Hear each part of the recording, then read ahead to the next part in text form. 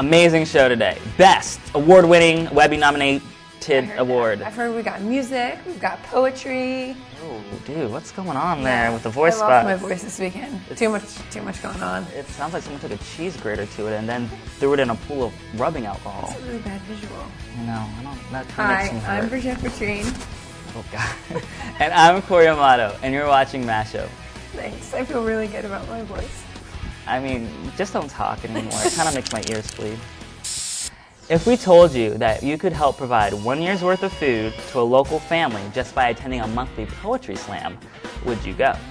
That's the question posed by Slam Nahuatl. The series begins this week at Gallery 5.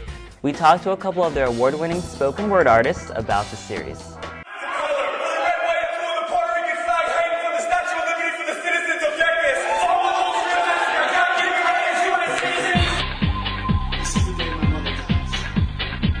We were part of the Slam Richmond team. After my second year going to nationals, I came back and I wanted to start another slam that had a different vision, more of a grassroots type of vision, really just bring the slam to the people. And so I started Slam Nahuatl, and Nahuatl is actually the language of the Aztec people. So me being a Latino, I wanted it to have a strong connection to my heritage, but also in Aztec culture, there was nothing more honorable than you could be than a poet. So it was very revered, and it was actually a way of reaching immortality through your creativity, which is actually our slogan. When she lost her second breast, she tattooed one of my poems on her smooth chest and thanked me. She told me wearing my words made her feel beautiful. Our event's basically at Gallery 5. It's going to be at 7 o'clock every third Thursday of the month, and it's going to run until June. First one's going to be on September 18th. Pretty much you're going to come in, we're going to have a featured poet start off the night. It's going to go into a slam. At the end, we're going to have an open mic. So I like to start with very lofty goals, even if you don't get there, just because I feel it really drives people around it. And 1 year's worth of food for a family, if you think about it, is just an amazing concept. So we bring food for thought, and someone gets food. You're going to be moved. Like, there's a lot of slam poetry, I would say, that's gimmicky, but our team really speaks from the heart. You know, we talk about where we come from. We talk about things that people can relate to. So if you want to be moved, if you want to come something that's not superficial, because so much of our popular culture is, and really go home feeling something emotional inside, whether you want to cry, laugh, dance, sing, you're going to feel all these various emotions by hearing our poetry. And to me, there's nothing more powerful than that. But at the same time, you're helping a family. So how many things can you go to and really have a good time, but also feel good leaving that place knowing that there's going to be a family in Richmond who needs food, and they're going to have that food. A man who won't remember that I am you.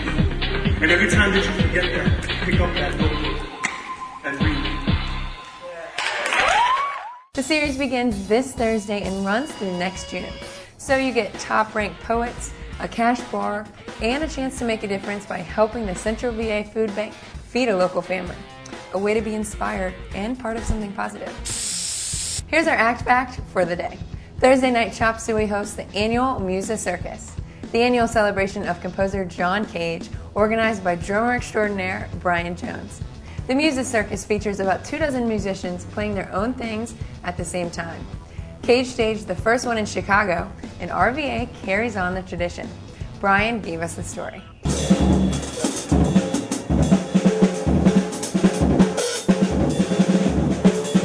I read about the Musicircus in a bio on Cage, and it just sounded like a lot of fun. It was just, I thought, wow, okay, we could do something like that in Richmond. I thought about it, I was like, man, let's do it on his birthday, or what would have been his birthday. And the first one was sort of successful, and we just kind of went with it. And then the second one was really successful. There was just tons of people milling about. It was a lot of fun, kind of crazy. The deal is, you have a space, Chop Suey Books. You set a time. We're going to do it from 8 p.m. to 9 p.m., 1 hour. You get as many musicians as can fit. I think there'll be about 25 at this one. That's usually the average. And then it's sort of like little groups, like there'll be a trio here.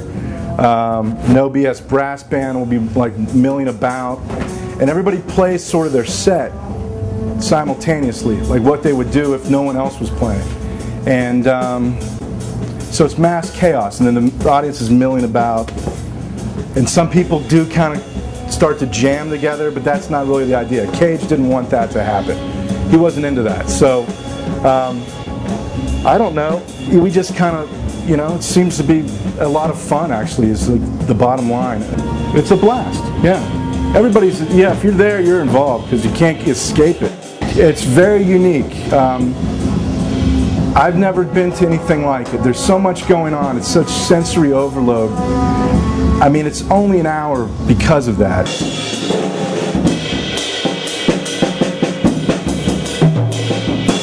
The Musicircus happens this Thursday from 8 to 9. Cage's theory was that the more musicians, the shorter the performance. The cacophony will be in the ear of the beholder as different music mashes together, with the dominant sound dependent on the location of the listener. And with all the nooks and crannies in Chop Suey, the variation possibilities are almost endless. Don't miss it. Today's featured poster is BioRhythmo's CD release party for their new CD, BioNico, at Capitol L House this Saturday, September 20th at 10. The CD was recorded at Oregon Hill's own Minimum Wage studio. This is music for traditional and experimental salsa lovers alike. 12 Bones gets you in to enjoy some rhythmic gyration. So we've got a really big election coming up. Are you registered to vote? I am registered, rare, and ready to go. Good. Voter. But Yeah. we talked to some kids who are not, or going to be, planning to be, hopefully.